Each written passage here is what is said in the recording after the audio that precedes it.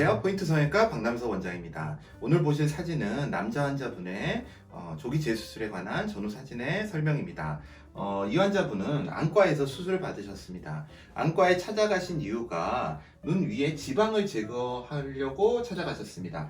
너무 나는 눈이 두툼하다, 눈두덩이. 그래서 지방을 제거하기 위해서 안과를 찾아가셨는데 안과에서 사실 성형외과라면은 흉을 최소화하는 방향으로 모든 고민을 했을 것입니다. 그런데 이렇게 전체 절개를 다 가해버려 가지고요. 수술을 한 달째 모습입니다. 이게 전체적으로 절개를 가해버려서 여기서 지방을 뽑으셨다고 합니다. 지방을 뽑는 것 자체는 좋지만 우리가 성형 수술은 모두 득과 실을 따져야 됩니다. 지방을 뽑는 것 자체의 결과를 원하려고 득이지만 실이 되는 절개를 해버렸습니다. 대부분의 성형외과에서는 이렇게 부분 절개만으로, 약간 작은 절개만으로 지방을 제거했을 것이며, 또 절개선을, 부분 절개선도 굉장히 낮게 설정을 했을 것입니다. 그런데 이렇게 완전히 절개를 하고, 또 물론 잘 꼬맸지만은 문제는 이런 경우에 쌍꺼풀을 만들지 않았습니다. 안과 생각에서는 이게 좀 처지면서 덮일 것이라고 생각을 했을 수도 있습니다. 하지만 그건 잘못된 판단이죠. 무조건 쌍꺼풀을 완전 절개를 했다면 만들어서 이 흉을 가려야 됩니다.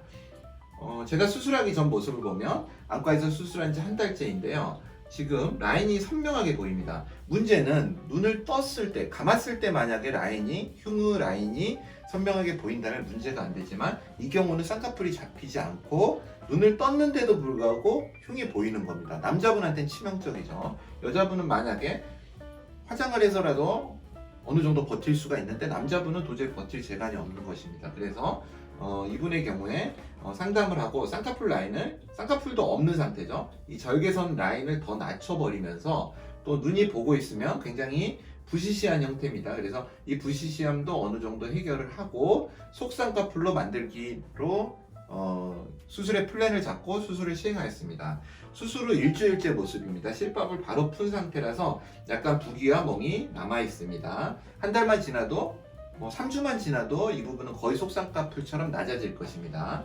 환자분을 보면은 기존의 흉과 그 아래쪽으로 라인을 낮추는 방식으로 조기 재수술을 시행하였습니다. 그래서 요즘 많이 이야기하는 두 줄 따기를 하지는 않았습니다. 두 줄 따기라는 거는 눈을 감았을 때 기존의 흉이 있으면 이 흉을 무시하고 아래에 다시 라인을 만들어 버리는 방법입니다. 이 기존의 흉이 생기는 거, 그리고 라인이 생기는 거는 아래쪽에서 이 절개선을 통해서 박리를 해버려서 라인이 생기지 않도록 하고, 여기에 새로운 쌍꺼풀 라인을 만드는 것인데, 물론 피부에 여유가 전혀 없는 분이라면 이 수술을 선택할 수밖에 없습니다. 하지만 대부분의 경우에 피부에 여유가 있고 실제로 내리는 게 1, 2mm에 불과합니다. 그래도 그 차이가 엄청나게 큽니다. 이분의 경우에는 1.5mm 정도를 내렸는데 그것만으로도 속쌍꺼풀을 만들 수가 있습니다.